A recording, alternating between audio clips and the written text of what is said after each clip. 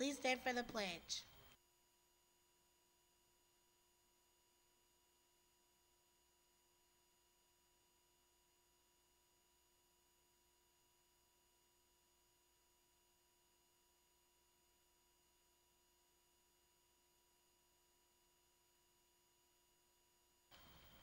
Today is National Homemade Soup Day. Your lunch options for today will be chicken and noodles, pizza rippers, and rice bowl.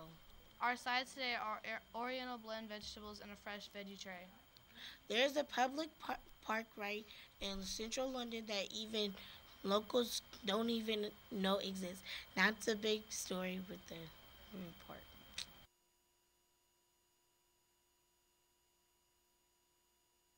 Is a public park that remains hidden to even the locals.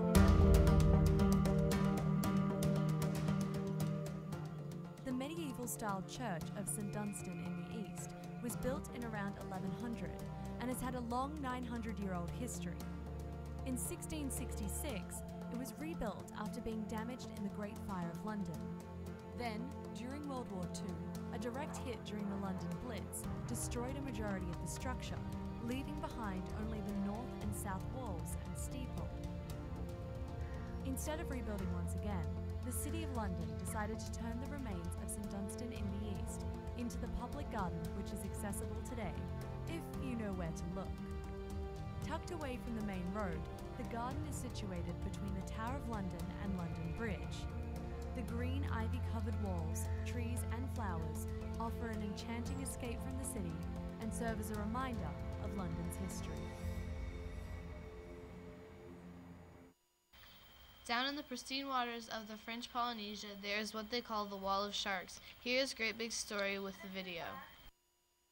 The idyllic islands of French Polynesia may seem like a relaxing paradise of pristine reefs and clear waters, but take a dip below the surface. Are you ready for a swim? Fakarava is a rectangular-shaped atoll located in French Polynesia in the South Pacific Ocean. The southern pass of Fakarava is known as the Grey Shark Wall due to having the highest concentration of grey reef sharks in the world. Since 2006, the sharks have been protected from fishing, which is attributed to their population increase. During the day, the sharks are fairly docile and conserve energy, ready to hunt their prey at night. Although the exact number of sharks found in Fakarava is uncertain, with only 650 human residents, it's likely the people are outnumbered.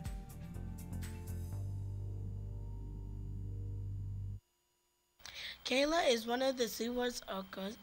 She died last Monday morning at the age of 30. 2 days earlier, Kayla showed signs of discomfort. This leaves around 20 orcas in the SeaWorld's parks.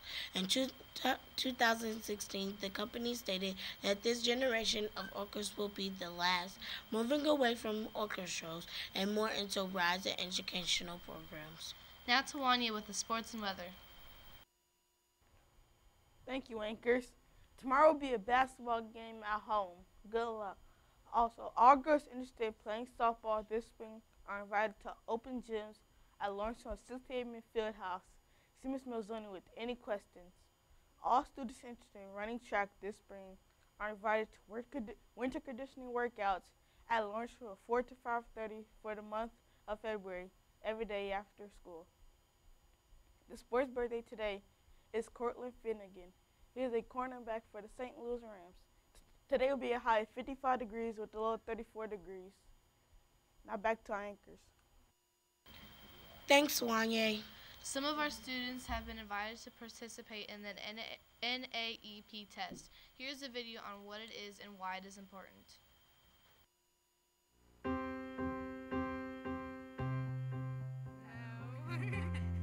I have no idea.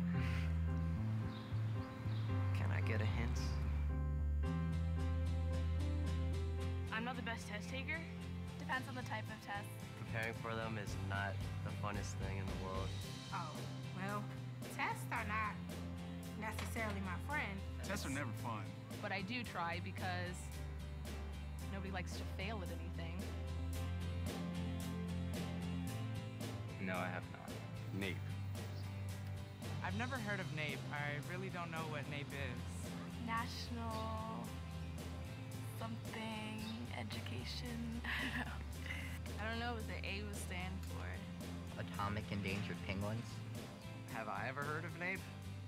No, what is it? There we go. Okay.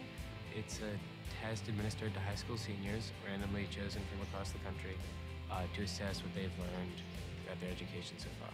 It's just kind of like a reflection of how we are doing. Like testing helps them kind of compare like the level of the learning experiences and kind of like what they're doing. Interesting to see like what states know what in comparison to other ones, I guess. I believe that the test is pretty much for people to see what states or what cities, are doing the best in, what they need to improve in. And it compares each state with one another. The more knowledge we have about our school system, the better prepared we will be to help improve it.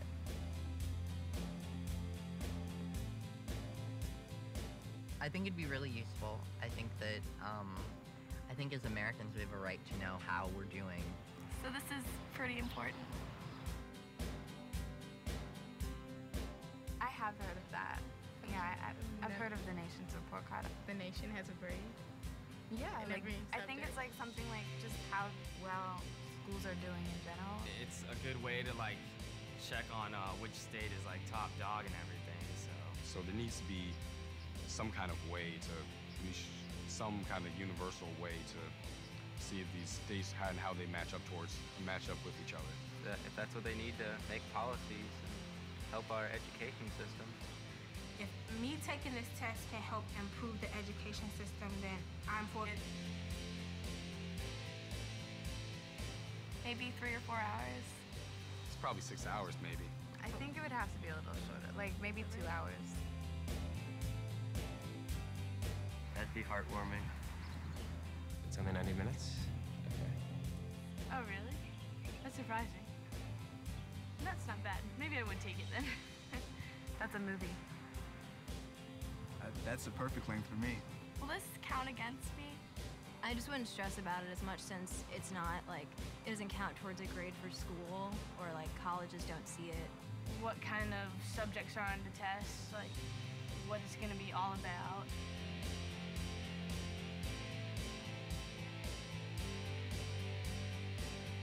In 90 minutes, I guess, there would really only be enough time to in-depth cover really only one subject. You just want to know what I know. I think everybody should at least try their best on this exam because you should represent your state. Taking this test seriously, even though it's not directly benefiting you, it's benefiting our world and people who come up behind you, and yes, I think you should do your best. I would take a test for the greater good. Even if it wasn't necessarily just my greater good, for the greater good of myself, like I think I would still do it. You can prove to yourself that you can do it. And if you completed it and you know you did something right, then you should have a good feeling about yourself. It's short, it's helpful, and you're not really getting graded. I mean, I think that's the way to look at it. It's worth the 90 minutes to do.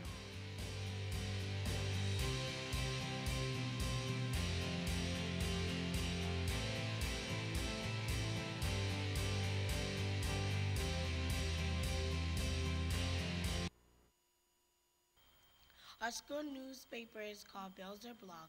It is now available on student launch page at the bottom of the page. Log in to any time and view it and read interesting articles about Belzer's technology, science, sports, and entertainment, and more. Now to the joke of the day. What do you call a pencil without lead? Pointless. Today's notable African American is Jimi Hendrix. Jimi Hendrix was an American rock guitarist, singer, and songwriter.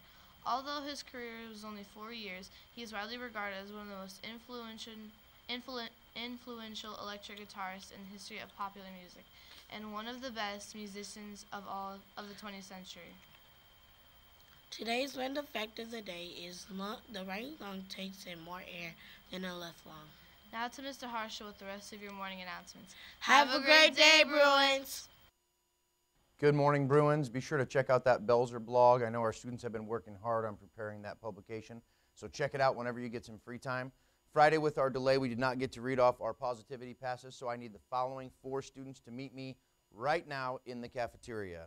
Tyrese Nall was recommended by Miss Wood. Brooks Winter, nominated by Mrs. Fields. Jasmine Lozano by Mrs. Hill. And Alicia Brooks by Mr. Richards. Again, Alicia Brooks, Jasmine Lozano, Brooks Winter, and Tyrese Nall. Please meet Mr. Harsha in the cafeteria at this time. Let's make it a great Monday.